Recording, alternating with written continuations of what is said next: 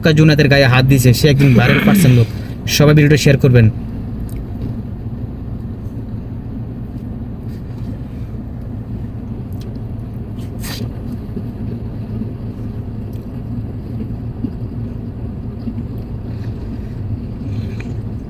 আসসালামু আলাইকুম।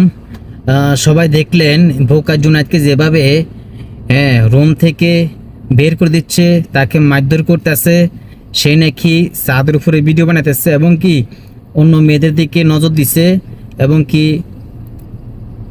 এই কারণে তাকে খুব একটা তার সাথে মার্কেটিং হচ্ছে। সে একজন ভাইরাল পার্সন।